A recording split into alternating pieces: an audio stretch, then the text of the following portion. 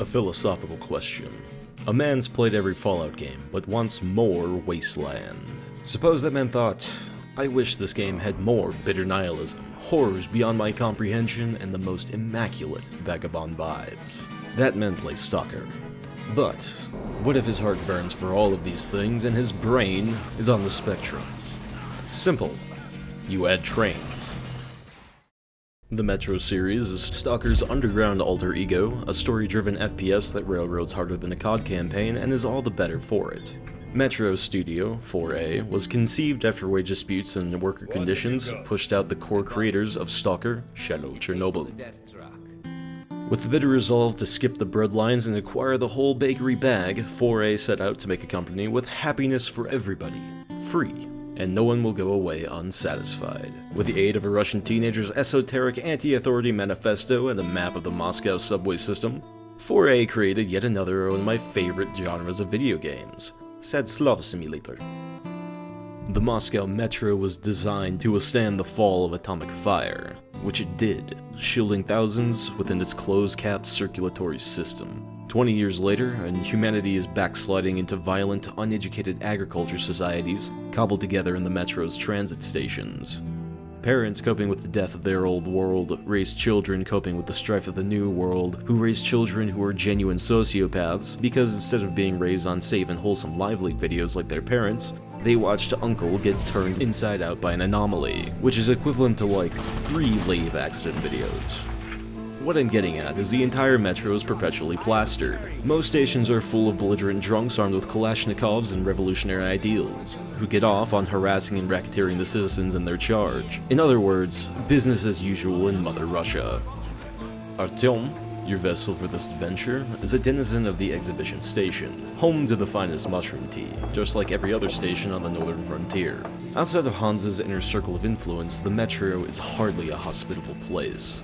Wandering outside the Lantern's light is certified suicide, and one day a connecting tunnel is a safe passage, the next, you send a patrol out that way, and they never return.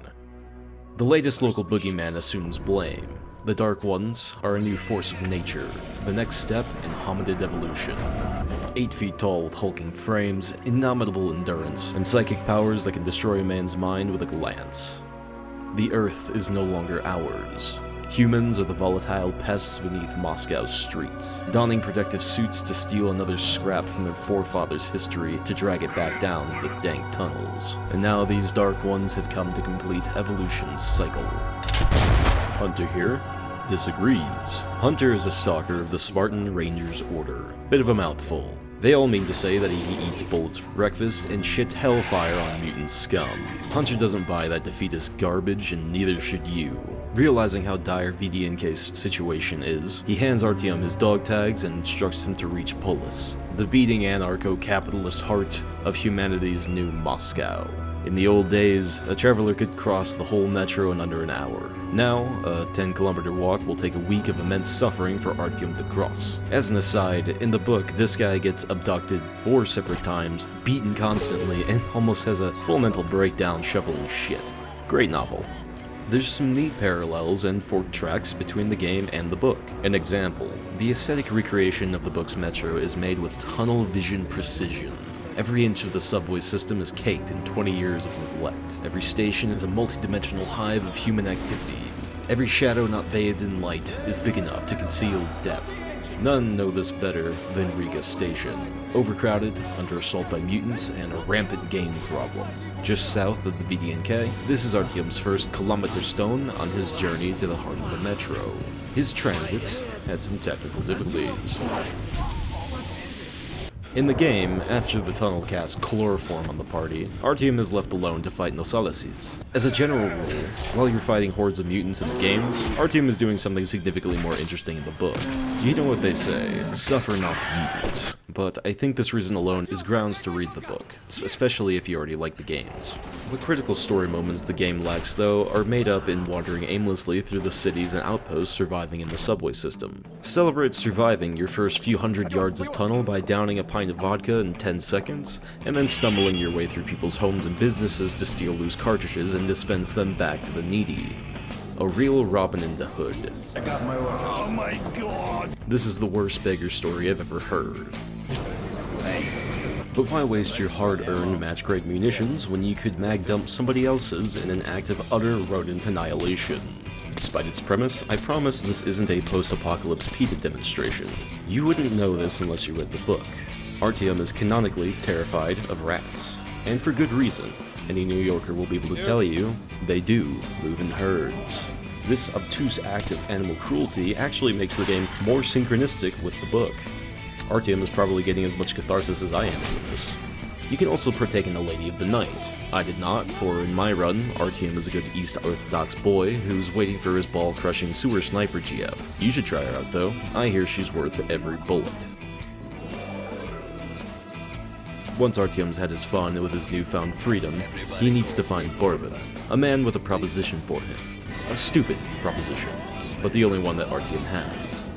I despise Bourbon in the book, but it also laid out Artyom's conflict on dealing with him, putting acts of survival into perspective down in the metro. Bourbon in game was kind of a wet rag though, since this is an adaptation, his character was minimized for the plot's pace. But the game generally does a good job substituting provocative moments with fun. So then, what is my idea of fun? Sneaking around like a rat, plunging the room into darkness, and humanely concussing an entire platoon of armed combatants. Suppressed weapons can make this game a breeze. Like, I bet a speedrunner could beat this game in 5 minutes with 6 bullets. So why don't I engage in some frontier justice and just silently put down all these bandits, fascists, and commies? Well, Metro has a good boy point system that will give you the chance for an alternate ending, and you bet your ass some of these good boy points are tied to not slaughtering the handful of humans left on Earth, even if you personally don't recognize them as human anymore. That being said, 5 seconds of critical thinking will have you recognize you're probably still indirectly killing a lot of people. This warfront I put to sleep, for example, was rattling shots off just a minute ago. So assuming a patrol doesn't investigate and take advantage of several dozen incapacitated soldiers, then we still know that the noise attracts Nasolices. So I may have just doomed these guys to be eaten alive. The surface requires a gas mask to have its filter cycled on a 5-minute basis. How long do you think Big Boy here is going to be knocked out for? What the hell's your problem? Badger told me not to eat this shit, and I did anyway. I absolutely shit this guy's pants, and that's at the very least emotional damage.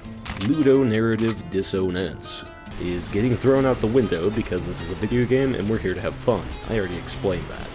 Besides, refraining from being a second apocalypse alone isn't going to unlock the alternate ending anyways. Not reducing the subway's population by a fraction isn't really steeped in moral ambiguity. Love it or hate it, everyone down here are just scared people who chose a system to survive on.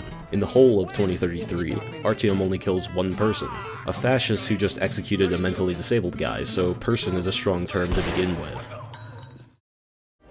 Artyom spends the majority of the book exploring and marveling at each station and passage he finds himself in, thoughtfully listening to 100 different stories, and opening his mind to all forms of esoterica, such as witchcraft and Central American Bolshevism. If you don't take the time to investigate the nuances of life, you'll never understand it. There's one man who's crept through the darkest depths of the metro, to learn its history, to understand it for the breathing, beating ecosystem that it is. That man is, of course, the great Genghis Khan. You may have felt a guiding hand on your travels. Some call it fate, others providence. I call it a steel stake traveling at 1,000 feet per second. Khan tried to explain to me what he calls it, but as an American, the only destiny I understand is manifesting. Nevertheless, I had my obligatory stint with unhinged goth women, so I can comprehend the mythology of mysticism. That our bolts from God shattered heaven and made the surface hell, and we live in some sort of purgatory system where the damned are left to relive their last moments for eternity. Khan is a master of his world. He maneuvers the tunnels like a lone wolf in his home territory, well seasoned in practical and spiritual knowledge. Like actual spirits, not the goth chick seance circles. Khan's confidence in himself separates him from much of the metro. Like Hunter, he is a free man, who can defend himself and his ideals in the dogmatic and oppressive metro system. I feel like it's ironic that I only know Khan's full name because of the book. Khan himself believes its history can only complicate interactions with other people. My brother in Christ, you gave yourself the name. You don't have to introduce yourself as such. His aloofness and unconventional yet self-proving methods shroud him in sage ambiguity. Khan, being needlessly convoluted and simultaneously cogent, is a perfect allegory for the world he lives in. One day a tunnel is open, the next, abracadabra, you're a cadaver. The catacombs below Moscow predate the trains passing through them by several centuries, and not all of them were man-made. The metro is an ever-shifting labyrinth of concrete funnels, surface offshoots, shattered tunnels, and 1,000 secrets. It feels as though every time I play this game, the tunnel shifts ever so slightly, as if it was growing while I was away.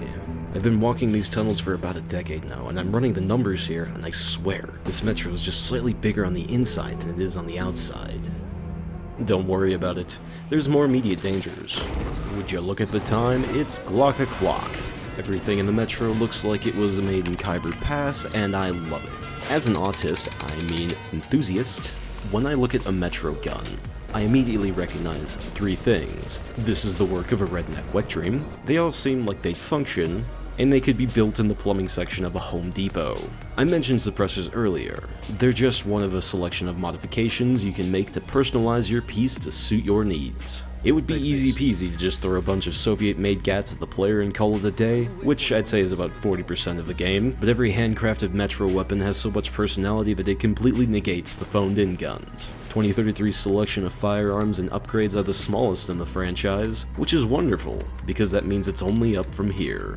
However, there's one common theme in 2033 that makes me unbelievably, unreasonably fuck-ass mad. When you find yourself at a gun shop, don't bother buying a new gun, because 5 minutes into the next mission, you're going to get a direct upgrade to it for free, and it's never alluded to.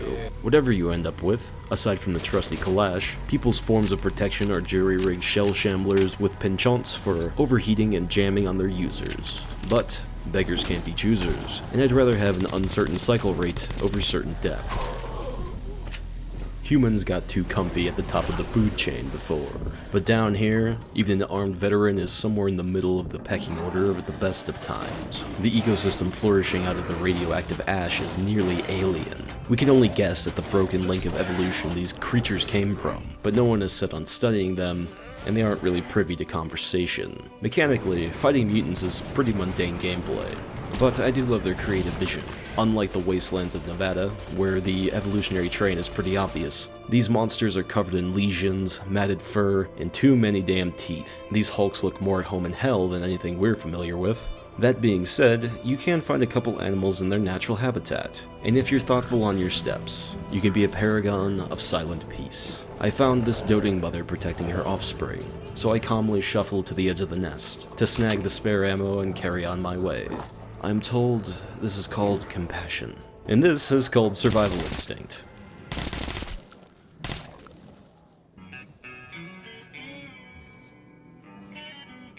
It is of the opinion of the Spartan Order that the sewer trash invading the Moscow metro must be brought to heel, and the top secret government installation, D6, has the solutions lying dormant under the Kremlin. Hunter's Order has spent the last 20 years defending the subway from the most deranged of threats. They know the gravity of their MIA comrade's message, and are willing to help you find and revitalize the bunker's old bones. This is what the Rangers live for. They're easily the most respectable faction in all the metro. While communists and fascists kill each other over a few dozen yards of abandoned tunnels, the Rangers are up topside, surveying radiation, closing up defensive gaps, and searching for invaluable artifacts of the old world for the last of humanity to bring to bear. You'll interact with these salt-of-the-earth giga-chads through about half of the game, and a few of them will follow you through the entire series. These Rangers appear periodically to save your bacon as you explore the surface for documents pertaining to the location of D6. Also something of note, every Ranger is apparently equipped with a special vest to allow them one final jihad against the infidels. Playing the game, they might glean a smirk out of you, but again, the book is where the thick of it is. In 2033, you hang out most with Ullman, a premier ranger, a family man, and a blunt instrument by nature. His view of life is almost simple to a fault. Live, love, have kids, protect kids, die. After all you've encountered down here, can you really believe such a simple philosophy? All the while justifying the shadows watching you from the walls? Or this thing? Ullman is a soldier. He follows orders and doesn't question them. It's just as valid as any other life arrangement down to the metro, but it's also rather closed-minded. If you played the game like Allman would, you'd go from point A to B, killing anyone in your way, strapped for bullets and band-aids while never writing in your diary. You'd still beat the game just fine, but would you get the same closure as you'd have if you heard out that bandit you just gutted? Metro is an FPS game, but what makes it such a great game is everything but the combat. Every slow moment that feeds you another spoonful of the universe's lore. I can't help but marvel over such a paradox, and it's only because I slowed down to examine it. Hell, the game constantly incentivizes this by teasing you with treasures partitioned off from you with metal bars, or sending you off to find something to continue the plot, serving up hours of exploration in a game so linear to call it tunnel visioned is a goddamn pun. In the 11th hour, finding D6, Khan appears again, a phantom in a church, with some final words of wisdom. Hello there, Artyom. I told you we'd meet again. Take a close look at the road you follow, Artyom, and be aware of how it might end. You reap what you sow, Artyom. Force answers force. War breeds war, and death only brings death. To break this vicious circle, one must do more than just act without any thought or doubt. There's been hearsay that the VDNK station is on the brink of collapse, as men are spent like ammunition to combat the Dark Ones, still pouring into the subway from their hive above. All that's left is a hope and a prayer. D6. The final segment of 2033 will have you fighting hordes of mutants through the depths of hell to the tops of the heavens to become that second apocalypse you're destined to be. To save the Metro. To save humanity. Remember what I said about fighting mutants?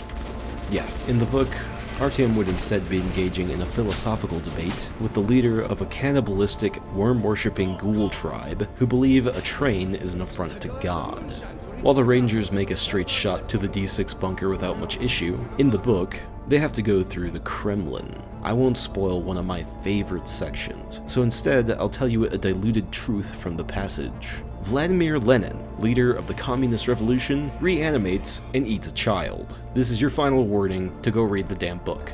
The last chapter of the game throws its spiciest toys on offer at you. Pro tip, take the flamethrower, because there is dick for ammo down in the secret military surplus stockpile bunker.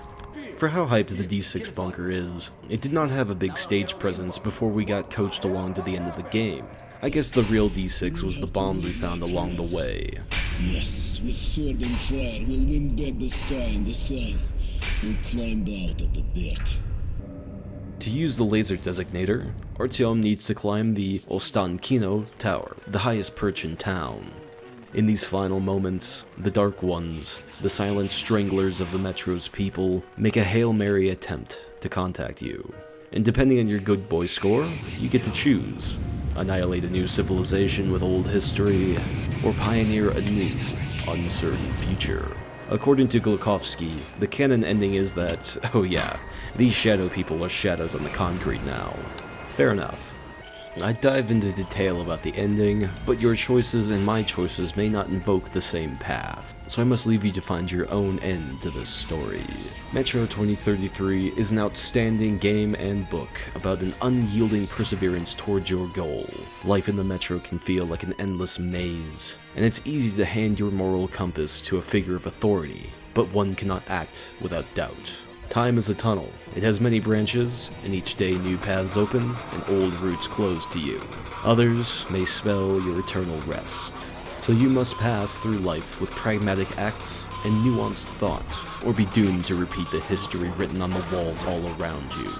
Let me leave you with what I gleaned from Artyom's story. If you can't find the light at the end of the tunnel, then I guess that light's gotta be you. Because there's a lot of people stumbling around in the dark down here. Thanks for watching, and remember to do the YouTube pleasantries below. And a special thanks to my Patreon members for making my wah a little bit greener. Happy hunting, Stalker. Take this one. Did anybody forget anything?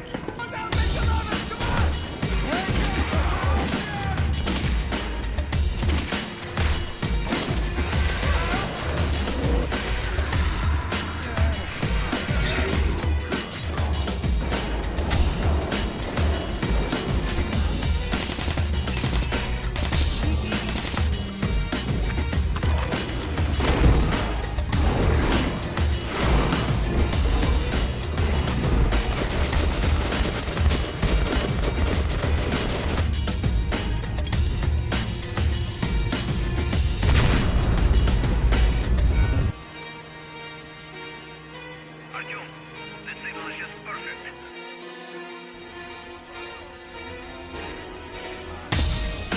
You reap what you sow.